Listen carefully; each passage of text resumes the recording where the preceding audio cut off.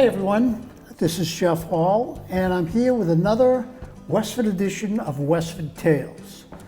And today, I'm proud to say I have a Westford icon with me today.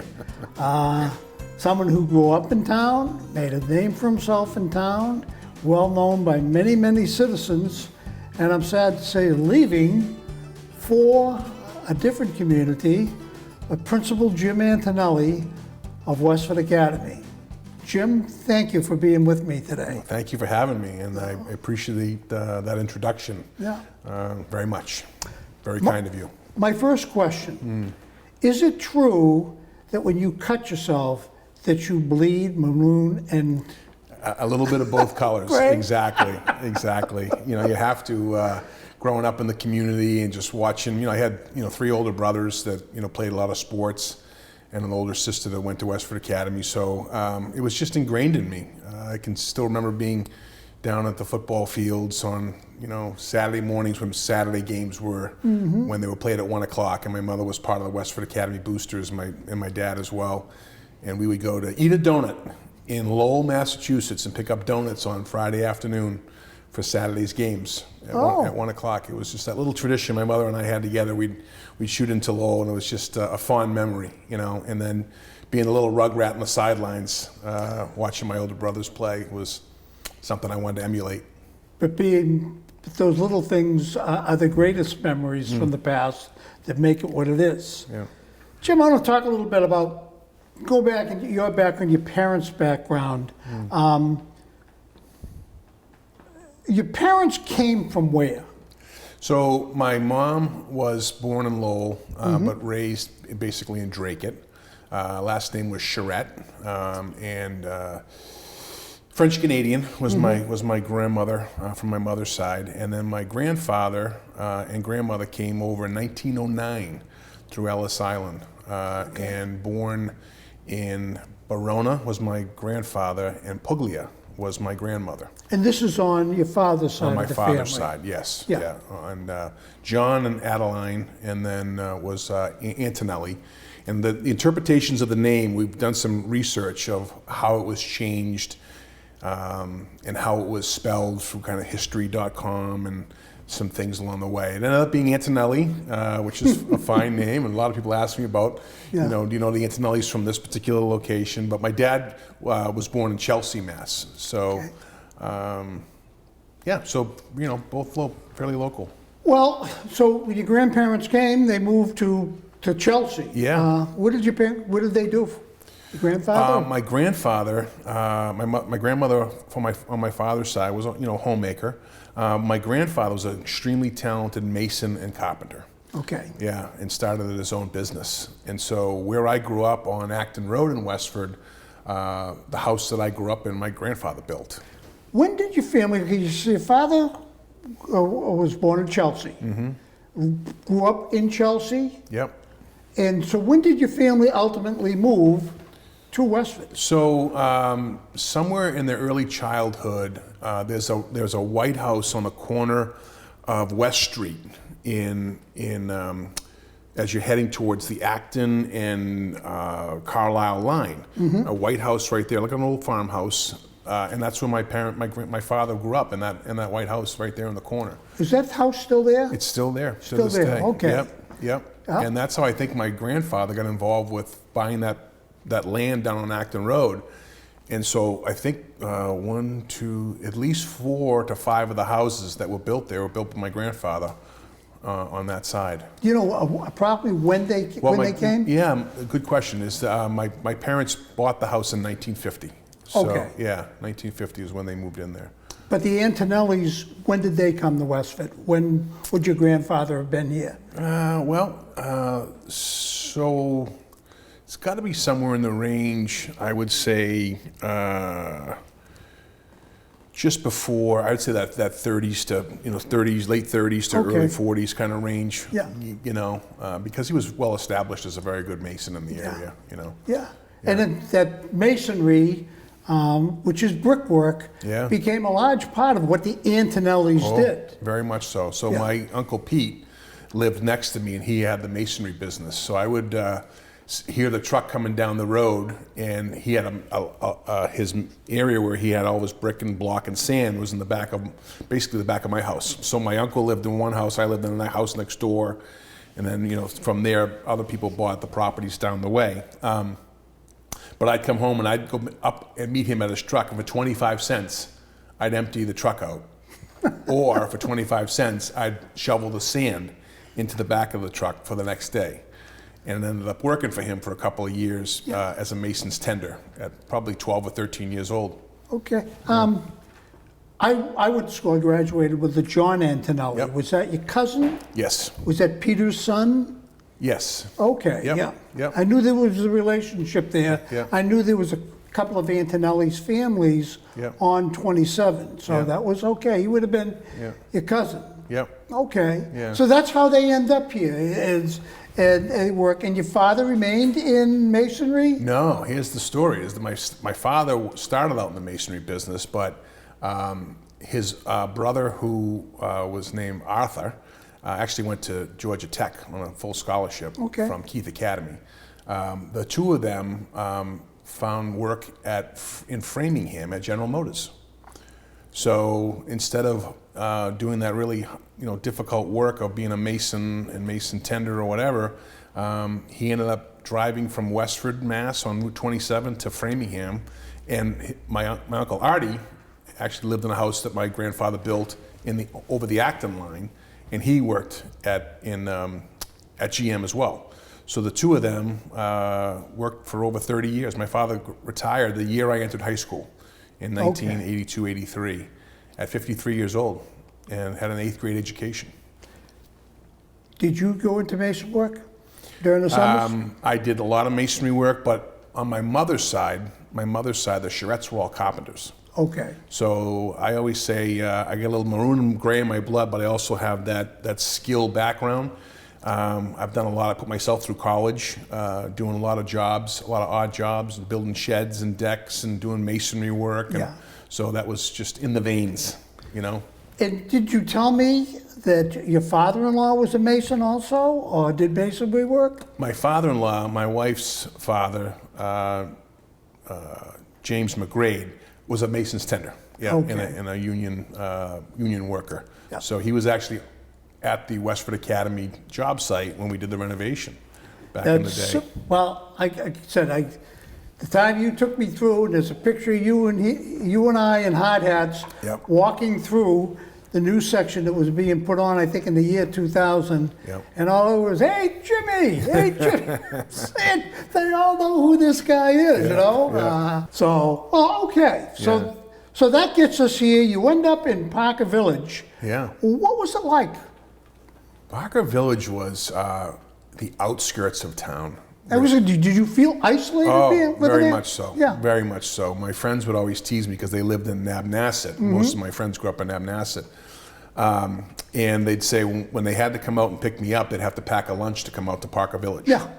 And so I loved it because I had a beautiful yard with a swimming pool, a nice home, big garden that I loved watching my father take care of. So I had a fantastic childhood on Acton Road, but it was very isolated. There were no homes behind me. Any playmates? I mean, particular playmates? On Griffin Road, I had some friends on Griffin Road. A good friend of mine, Billy Sheridan, that I grew up with, and so we hung out a lot. But there was only Griffin Road, and then Griffin Road had the semicircle that was added at some point when I was probably 12 or 13 years old. I was going to say in the early 80s, Yeah, early 80s. Yeah. And so had a best friend, and we'd go back and forth, sleepovers, and swimming in the pools, and building bikes. We used to build bikes. Yeah. Kids today always buying bikes and bigger and better. And Billy I would go to the dump, and we'd pull parts out, and we'd put our own bike together and change tires. That's when you could do that stuff, exactly. Jim. Yeah, exactly. One of the historical sites down in that area that we've talked about in the past here is the silo where the Taylors lived. Yeah. Do you know anything about that? Oh, just spooky. And we'd heard stories of it. And so, of course, my sister was 15 years older than me. My sister was actually my godmother. Yeah. God rest her soul. She has passed since. And she was very friendly with the Taylors, and then Ellen Joe McCarthy from across the street. And they would tell stories about supposedly the snakes in the silo. And so I was always petrified of what was on the inside of that. And I got to be honest, I think maybe once when I was in my teens, I took a gander inside. But up until then, I never had the gumption to look inside of what was in that because of the feet. I was afraid of it. I just didn't know what it was. Just asked questions along the way, but never had the real story. Well, I went to school with DeWitt Yep. Taylor, and I actually had a couple of sleepovers there in the past when we were in high school. And that's right, you were very isolated. DeWitt ended up going to Nab-Nasset to hang around with the McEnany boys and I at the time. But since learned, that the silo, which many people during the period of Prohibition, that certain illegal alcoholic beverages were being produced in those things, the grains from them, and that. And we have nothing, but other than the hearsay, but we believe that some of the tunnels that go underneath and whatnot. Yeah. But I was wondering, you were close enough to it, but that's a different take on it, being spooky. Yeah. Grammar school, where'd you go? Robinson. Okay. Yeah, I went to the Colonel John Robinson School. My mother ended up being a cafeteria worker there, and so it was nice to have Mom on site. And you have to remember, I was kind of a little bit of an afterthought. So I was 7 years after my last brother was born. Yeah. And so baby Jimmy came into the world, and I wasn't appreciated by the next brother up, who was the baby Kevin. You know? So I was just, I watched some of the things that they didn't do so well, and learned by watching them, and didn't make some of those mistakes along the way. They're good guys. They were all good mentors to me. And I have one younger brother, brothers. 3 older brothers. I went through the same routine. Yeah. You learn from their mistakes exactly. too. You get smart pretty quick.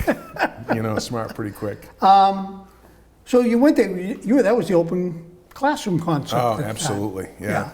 Was that a detriment or something positive? I don't think so. I think back at that time, it was nothing negative. I still remember some of the great teachers that I had back then. Mr. Gherkin, Mrs. Lightbody. I think Mrs. Lightbody just retired a couple of years ago. Mr. Bishop.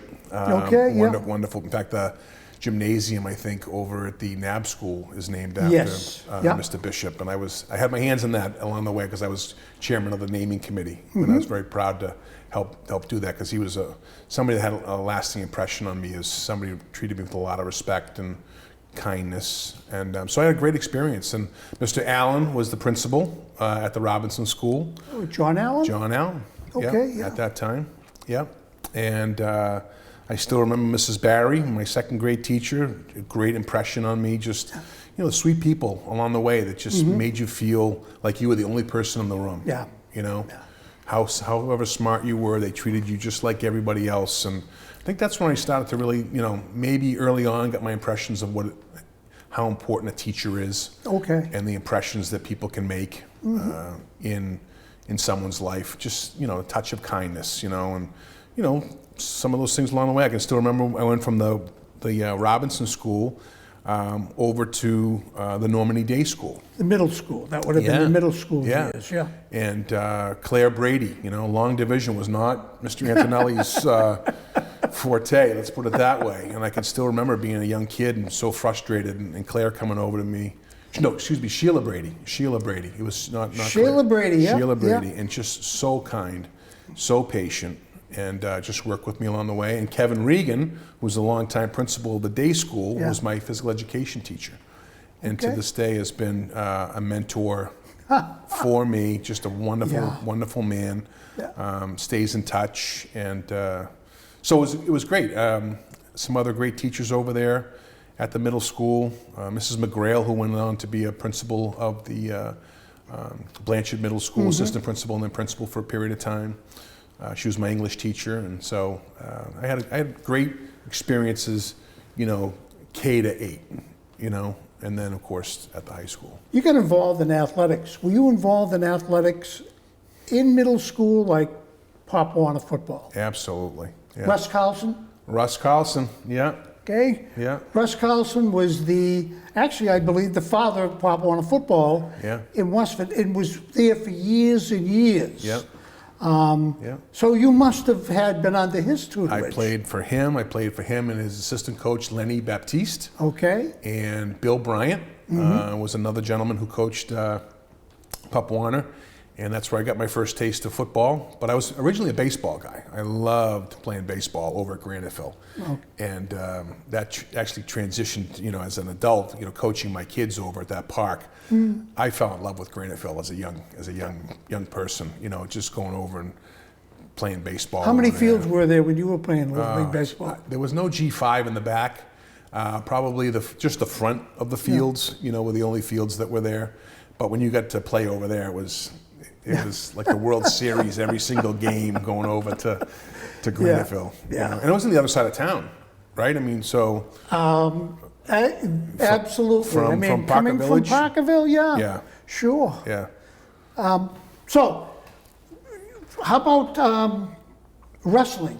Were you involved in the wrestling program at all? No, the youth wrestling program. I know there was a program at the time because a couple of my buddies participated in it, but I was not involved with wrestling until my freshman year of high school.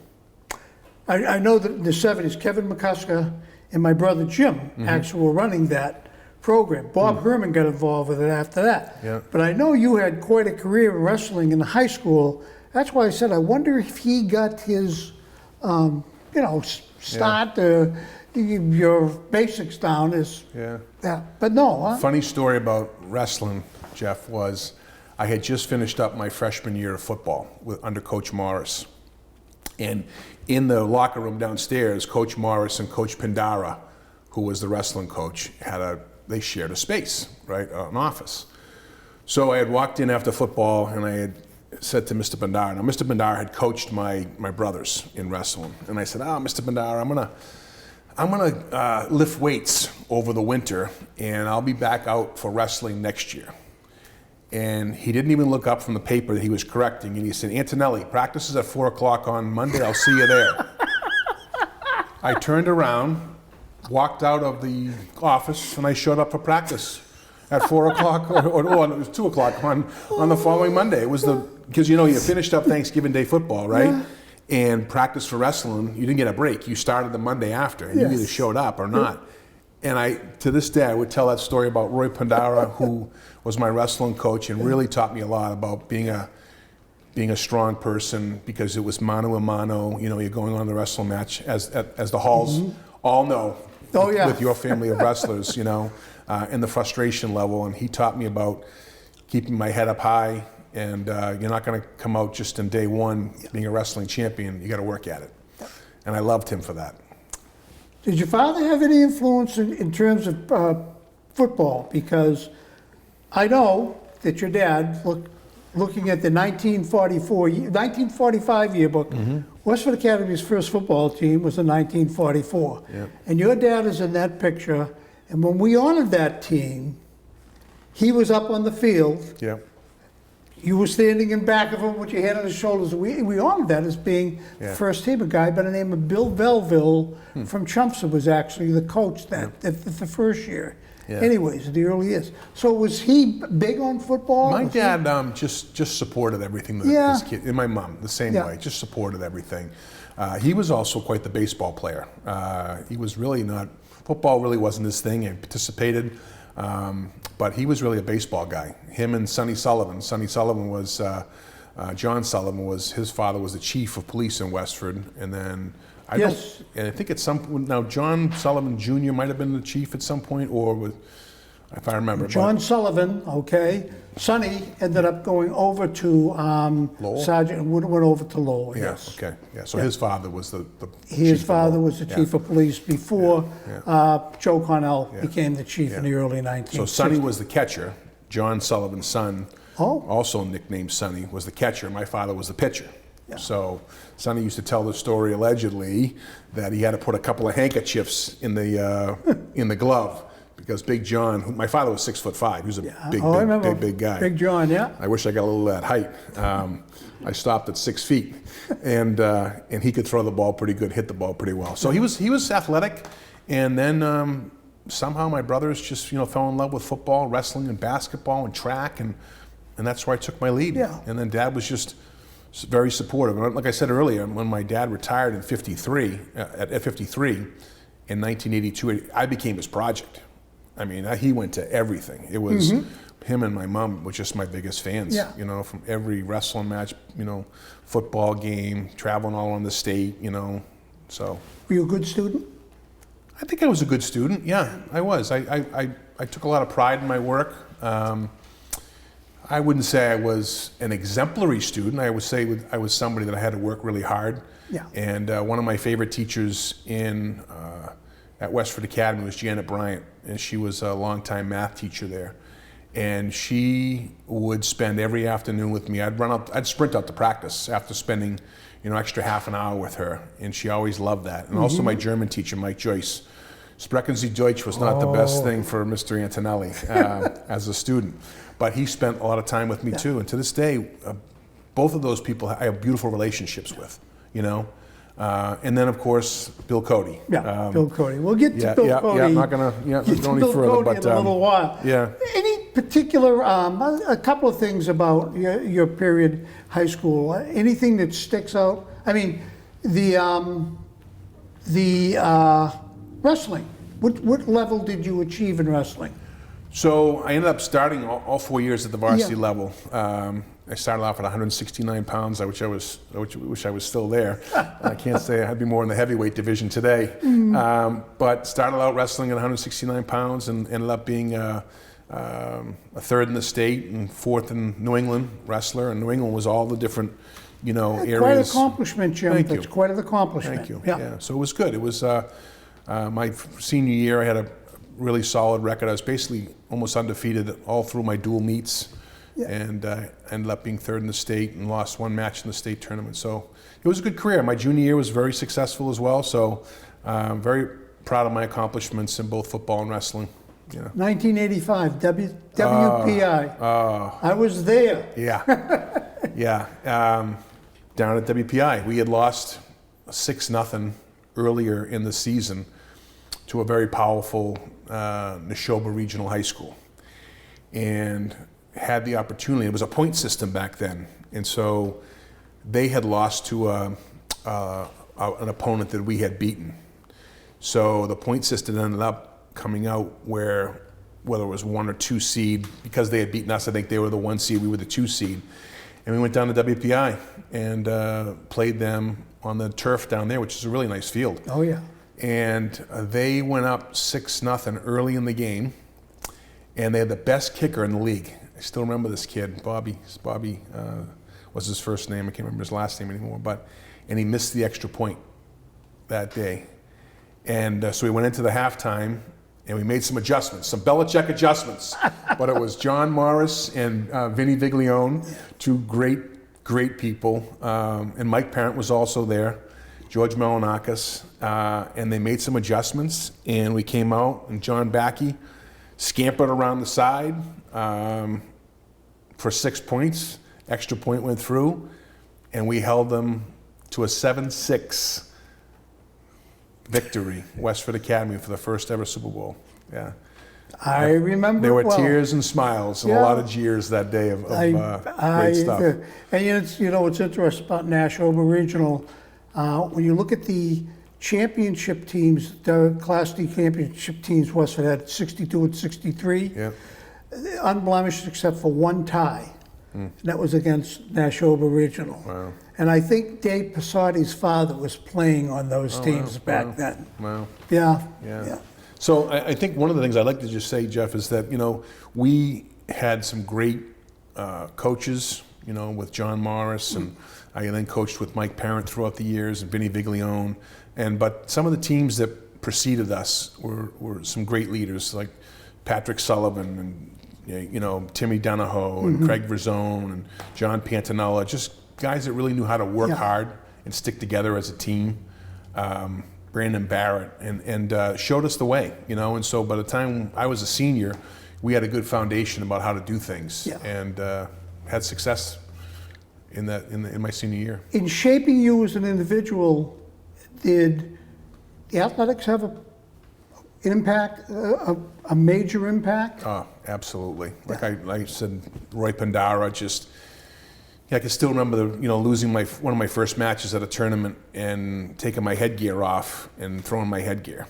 And Mr. Pandara did not tolerate that. Antonelli, pick up that headgear now. Who do you think you are? Yeah. This is your first season of wrestling. Do you think you're going to beat the captain of the North Reading Hornet wrestling team? I don't think so. So it was a lifelong lesson that I learned really quickly about, resiliency. Yeah. And same thing with John Morris. John Morris used to drive me home. Yeah. We had one car over in Parker Village. And my father went to work, and sometimes my mother couldn't come get me. And God bless, John Morris would drive me home, drop me off, because he lived down the street off of Acton Road in Chelmsford. I don't know how many coaches do that. Yeah. Bill Core was the head wrestling coach, same thing. Bill would drop me off and pick me up. And just people that just did things that were amazing to support people along the way. Yeah. Gifts to me, as a human being. And part of that becomes your character, to build your character and shapes you to be the person you are. Yeah. Yeah. Yeah, I do believe that. Any other things from high school that stick out? Al Duffett. Al Duffett. Al Duffett, just a guy with endless amounts of energy. Oh, yeah. And watching his passion for sports and how dedicated he was. The work ethic that he had was just incredible. And so you watch that as a young man going, wow, this guy puts in 60, 70, 80 out, but he loved it. Loved it. Not only was he the athletic director, he also coached. He taught 5 classes. He ran student council. I mean, I still remember being a kid and going up there and decorating the hallways, and there was Al Duffett after working a 12-hour day, and we're back there 7 or 8, 9 o'clock at night decorating the hallways, and he's voting on them the next morning at 5 o'clock, 6 o'clock in the morning, so the kids knew. So tremendous work ethic. And so I became his assistant AD when I was in high school. And I would have to do some of the stuff, taking care of the sports teams as far as uniforms and trophies, and I was old enough to go drive, so I used to go to Riverside Sports and pick up trophies during my study block and bring them back. I had my mother's permission, never left without permission, and I'd go over and pick up those trophies for end of the year event. So just again, a lot of people, and Joe Lisi, when you watched Mr. Lisi walk down the hallway, there was a lot of respect for him, and I always respected him very much. He always knew my name, which was incredible. And I always knew that about Dr. Lisi, that he knew almost every kid's name in that school. And if there was a piece of paper on the floor, Joe Lisi bent over to pick that piece of paper up.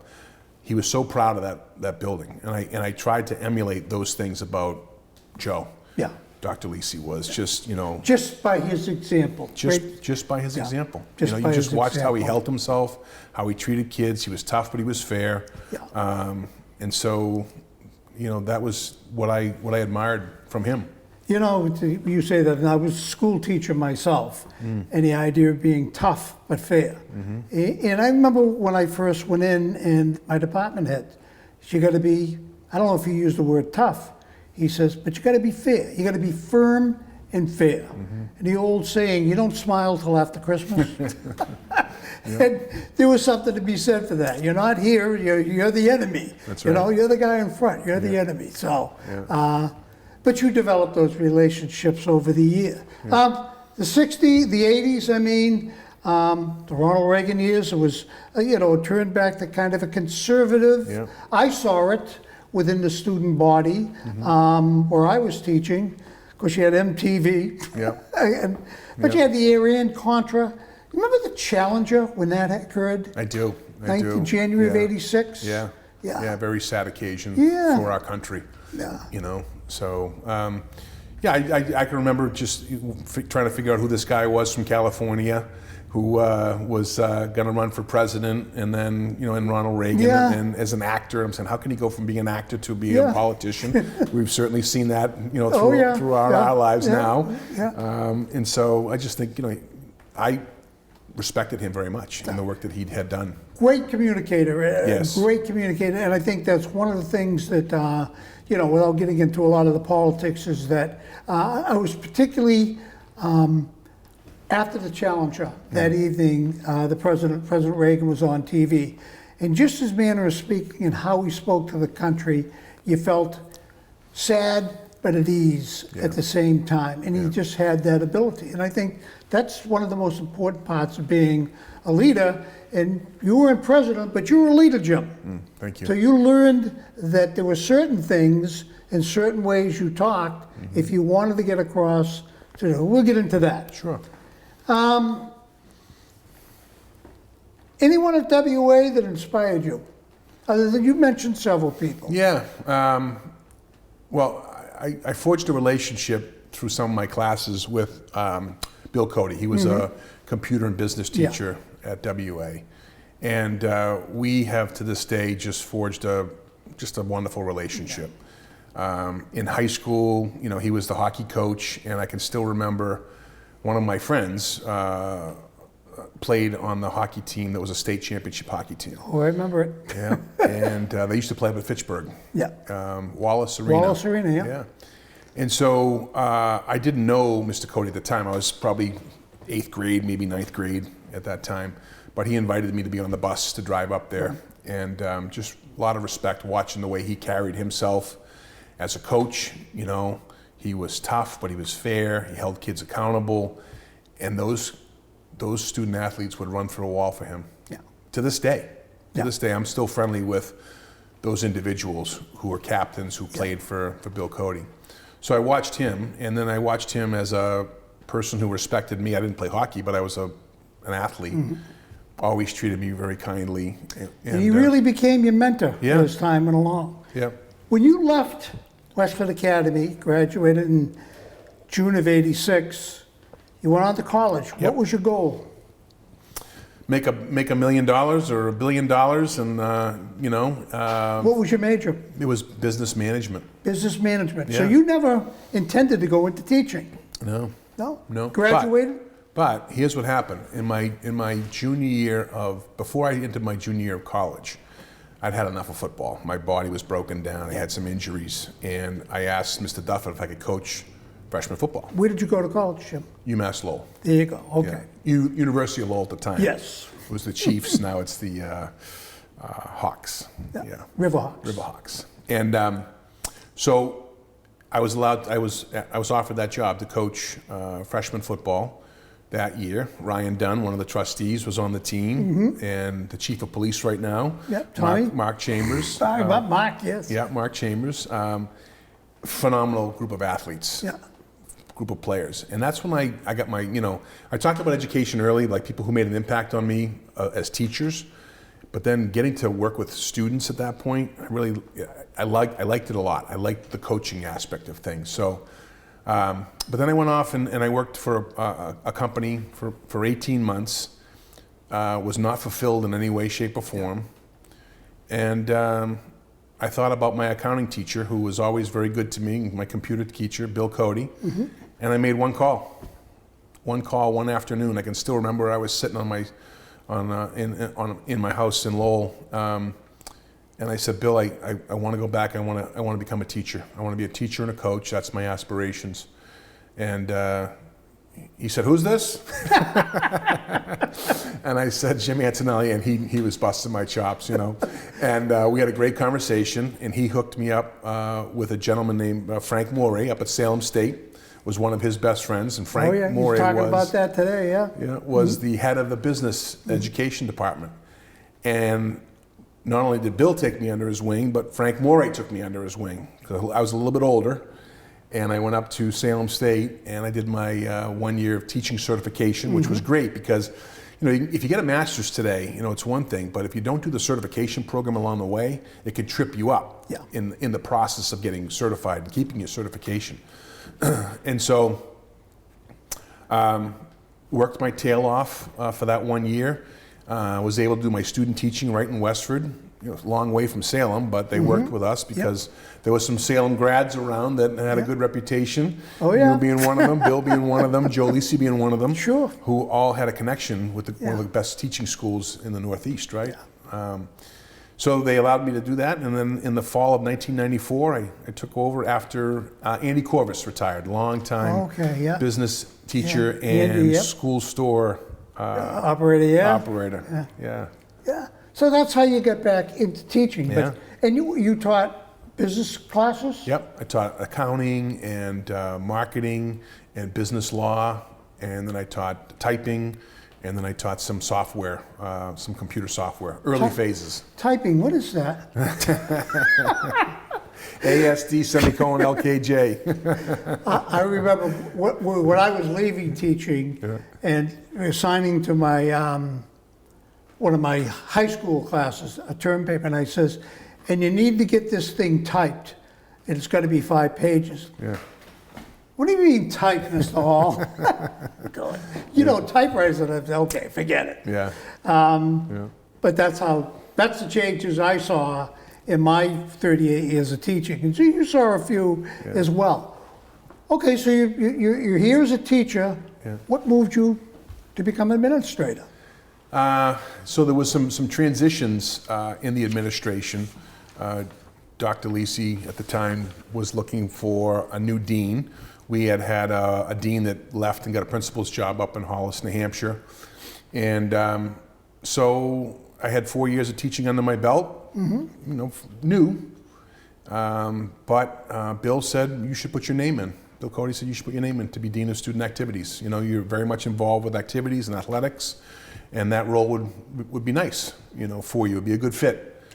I didn't think I had a prayer. But I brought a lot of enthusiasm to the interview, and Dr.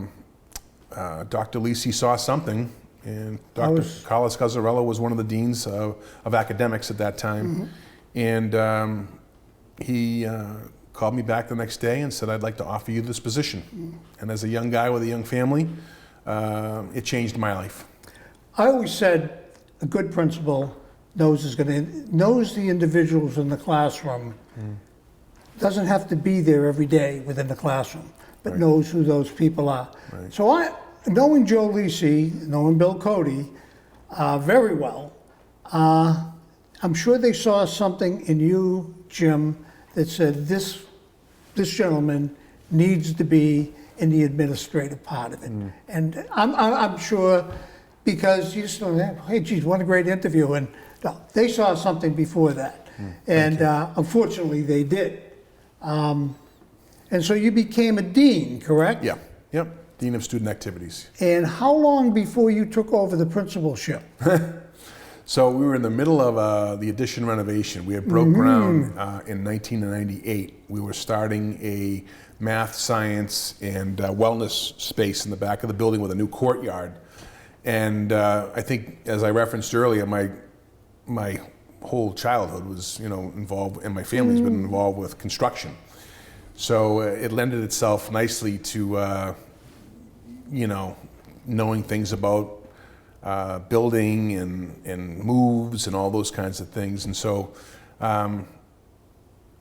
in 99, Dr. Lisi announced his departure to Rockport High School. And so now I'm fresh, basically 1 year of being a dean of students, and I thought, I'm going to ask this question, but I think I might be laughed out of the office. And Dr. Crisafulli, John Crisafulli, was the superintendent at the time, and I can remember him coming over to my office, and I got up and I closed the door, and I said, I know Dr. Lisi's leaving, and I said, please don't laugh. I said, but if you want somebody to be the interim principal, I'd be willing to do that. I know what's going on. I'll put in all the extra effort. And he said, let me give it some consideration. And he walked out of my office, and I said, that might have been a little bit too aggressive. But he called me back the next day. And again, another individual had a huge impact on me, giving me the opportunity to, first of all, be a teacher, And then, Joe had to ask, Dr. Lisi had to ask, Superintendent Christofoli about me being a dean. And then him giving me the opportunity to be principal was just amazing. So from basically sometime in the winter of '99 till that year it graduated, we actually had graduation at the Abbott School. I had to coordinate at the Abbott School because we had no space. I remember it outside in the field, yeah. Yeah. So that was an amazing opportunity to be the interim principal. And I know that you came over many times. We had meetings with Suffolk Construction. Oh, yeah. Ended up in that whole project that was turned over basically in 2001. We had less than 1% change orders in that whole job. Yeah. Which ended up, and that was a $32 million building project. Do you think your background in construction might have helped? Absolutely. Yeah. Yeah. And you were the right person at the right time for the job. I'm going to pause you in your career, and I want to go back to your personal life. Yeah. Married, kids at this time, and you're making big changes. Yeah. Tell us a little about your personal life. Where did you meet your wife? I met my wife at a restaurant in Lowell, Massachusetts, and became smitten by her shortly thereafter. And we have 3 amazing young adults. I got a 31-year-old teacher at the Abbott School, Mackenzie. Very proud of her. She brings it every day to those kids. And for her to walk in my footsteps as a teacher, yeah, that's always a good feeling, pretty isn't amazing. it, Jim? My son is a police officer in town. Yep, saw him a couple weeks ago. Extremely proud of him. Told him to get some baby pictures out because we're going to need them. There you go. And was just been a good kid and loves his job, loves serving the community. And I know Mackenzie the same way, is just loves the kids. Yeah. Every single kid, for the individuality is the way she loves her students. And then James, he wants to be that guy that's going to make a difference. Yeah. And treat people with respect and do policing the way policing should be done, right? Treating people humanely and kindly. And that's what I hear about him, is that he goes to work with a smile on his face and does his job, and that makes me very proud. And then my baby, James is 27, my baby Olivia went into education, but unfortunately went in at a tough time. Yeah. And she went in, she took a interim position as COVID started. Oh. Yeah, and then earned a full-time position at the Christofoli School. And I know how she feels because, I was burnt out at the end of COVID. And she gave it 150%. I would have to tell her at night, at 11:30, 12 o'clock, put the computer away. You need rest in order to take care of these kids the next day. So extremely proud of her. Talented athlete, very smart. I can tell you're very proud of your kids, Jim. Yeah, that's for sure. And so she's now in the business world. And she's going back for her MBA. Good. Yeah. Good. Yeah. I have a special,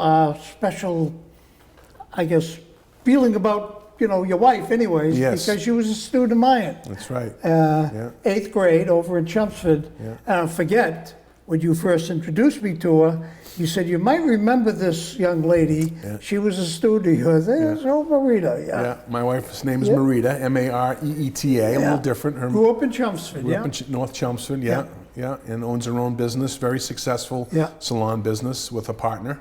Actually, another WA graduate, Suzanne Eastman, who's now married, and Suzanne Barrett's her name. But they've been in Chelmsford for 20-something years. A question I wanted to ask you, Jim, is your kids went through the school system, was you the principal? Yes.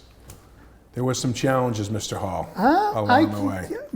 And I say that because I get thinking back, when I was the representative in town, my kids had to experience, hey, what do you think, what's your old man doing up there?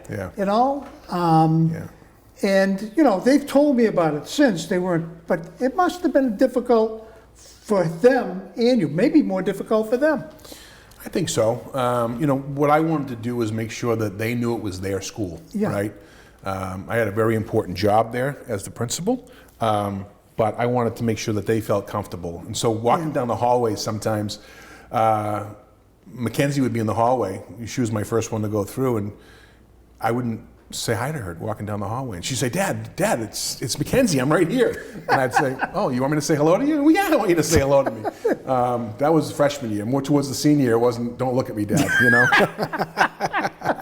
But we had a great relationship, you know, it was funny. I could still remember driving her to school some mornings, and there was a show called The Thornberrys on TV. And it was the character was Debbie Thornberry. And when Mackenzie would drive in the car with me, she'd have the hair pulled over her face so she wouldn't have to look at the principal. We still laugh about that to this day. You know, she'd get out of the car, love you too. And it was like, you know, two people going, husband and wife going in the opposite directions, you know. But they're just, I know them all they well, complete Jim. me, I know you two older ones much better than Olivia. But they're solid citizens, Thank you. Good kids, and they've gone out and become solid parts of the community. What I wanted to ask you, Jim, you're the interim principal, and then you apply for the position but don't get it. Actually, at that time, Geoff, Bill McGurk, I wasn't going to even put myself hat in the ring. So they had appointed Bill McGurk. Bill was from Tewksbury. Wonderful man, and could fill a doorway with not only his stature, but his heart. Bill taught me things about how to treat kids, how to greet kids every single day. I'd watch him outside high-fiving students as they were coming in, whether it was 98 degrees or it was below zero. Which he was known for. He was out there. And so I copied it. I just said, you know what? One of the things he did, and I stood out there while he was principal, and we would chat, have our morning coffee together and greet students. And I kept that as part of my daily routines. A wonderful man, wonderful educator, wonderful father, coached his kids, one of his kids anyway. And so, you know, again, you take little pieces and parts from each person. I took a lot from Joe. I took a lot from Bill, and Bill still is one of my biggest supporters. Something will happen, and he'll read my Friday email. And he'd immediately text me, "Hang in there, big fella. You got this. Everything's going to be okay." Or outstanding job today. You know, you carried the ship again, and you carried the ball perfectly. Nice work. 16 years of that, plus years, you know, of that. Your job description as a principal, what was it? In 2 sentences. Do everything. Do everything, okay. Do everything, So what happened was I did apply for the job when Bill retired in 2003 or 4, somewhere right around that range, and was not appointed at that time, which is probably a good thing. Ellen Parker became principal, And again, learned a lot from Ellen along the way, and another great administrator, great educator, good person, and then, you know, was offered the opportunity. Janet Bryant, you mentioned her as a teacher. You're a teacher. Now you're her boss. And there was more than one of those. Al Duffett. All of these people now. Mike Parent. Okay. Was that difficult? It was difficult. It was even difficult when I took over as dean. You know, it was probably more difficult at that point, Geoff, because it was fresh new teacher, educator, and all of a sudden, a guy with 4 or 5 years experience, you know, between student teaching and teaching. I'm in classrooms and I'm observing my college preparatory biology teacher, who I was afraid of in high school. Now I've got to evaluate that person, Sally Haberman, or Dr. Jim Bogue in history class. Let me tell you something. You want to talk about consummate professionals? They took the feedback that I shared incredibly.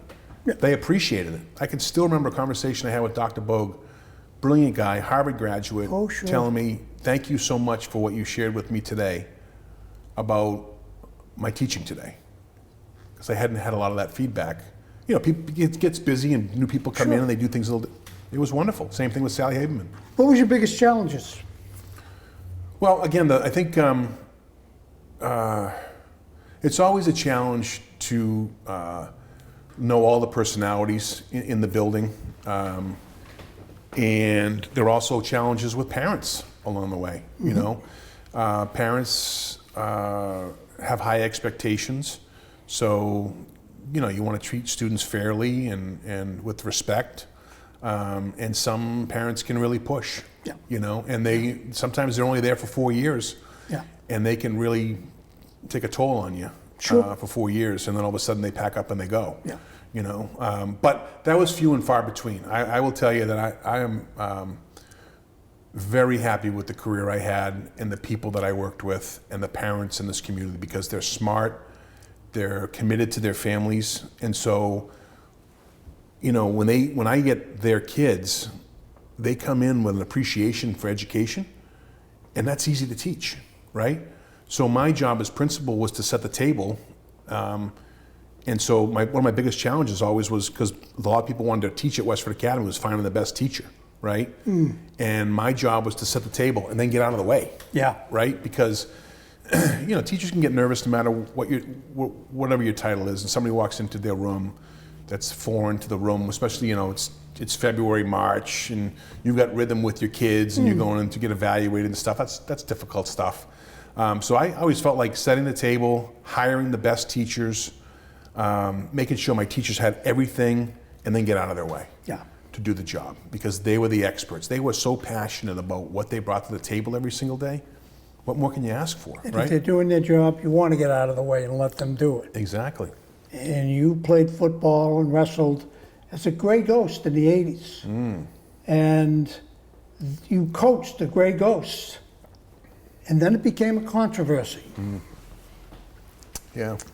You want to talk a little bit about that, Jim? Yeah, that was quite a challenge. I know you were passionate about it. Yeah, I was very passionate about it. I tried to do due diligence in my research, talking to a lot of people along the way. In fact, you gave me a lot of names of people who were involved with at that particular time. I actually spoke to the woman who wrote the article when it went from the Black Knights, Ginny Lou Bellinger, spoke to her about that article that she had written.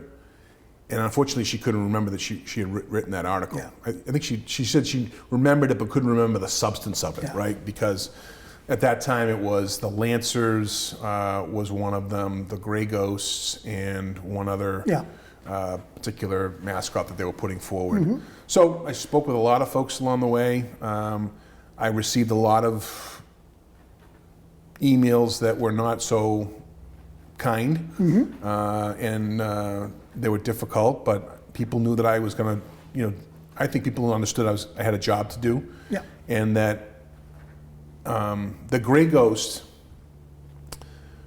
with the way it came forward, was the history somehow negatively affected that, which negatively affected some of my students, okay, and some of my families. And as the principal of the school, I don't want anybody to feel that way. No. I had spoken to individuals that said when they drove through this community as a black individual and they saw the ghost that in a mascot that looked like it was a hooded, you know, KKK, they didn't feel welcome, and yet they lived in this community. That tore my heart out. And I can understand that. And so I just, what I did was... We know nothing was meant negatively about that. Absolutely not. So what I tried to do was I recused myself from any of the voting. All I did was pull a committee together, have individuals, you know, present different images of ghosts. You know, we talked through the whole process. And the young person who was a junior when she started this process, Julia Donescu, was extremely talented, extremely committed to the process, took every ounce of feedback that I gave her from the committee, right? And to this day, I mean, you can walk into our current gymnasium next fall, and you'll see the mascot on the wall that she just completed. Oh, good. It's beautiful. It is meticulous. And she did, and here's a girl that had 5 APs coming in every single day, going up on a skyjack to paint that image on the wall. And of course, Mr. Bunyan, our athletic director, was watching her every day because he's an attention to detail kind of guy. We were amazed at how it came out. And there's still some controversy to this day. Some people just still try to put the regular ghost out, the old ghost out, but change happens. Yeah, and change happens. And and I was with you. I mean, I hated to see it go, and it was a tradition and all of that. But I think what I remember is one of the school committee people saying, when it was finally voted on, we need to put this thing to rest. There are other things in education in this town that we need to move forward. This is good. And someone who was involved in controversies over the year, I got that. Yeah. It was overshadowing other things that, quite frankly, were much more important to the students. Yeah, you have an accreditation process going on. Well, the whole time that was going on for the research and understanding of where this thing came from, we were going through the New England Association of Schools and Colleges accreditation process, which needs a tremendous amount of time as well. Jim, where can someone look and say, Westford Academy, Westford school system, Jim had an impact where? What would you say? I would say, first of all, when you walk into the building, I always wanted to keep it very well maintained. It was a place where I worked, and I was responsible for that. Mm-hmm. So I'm very proud of the custodians, the Tom Griffins, the Andy Garside, God rest his soul, the Richie McLaughlins that took care of that property like it was their own. Yeah. And that was my second home. Yeah. Sometimes my first. And I always felt proud about making sure that it looked 100%. Yeah. Second is that when you walked in the building, you saw pictures of kids everywhere. And I thank the trustees, because the trustees purchased a large poster printer for us when I introduced you guys to that. Sure. And so you'll see students walking around the building and go, that's my picture on the wall. And you want to create an environment where students want to come in and feel like it's their place. They were only there for 4 years. Yeah. 4 years.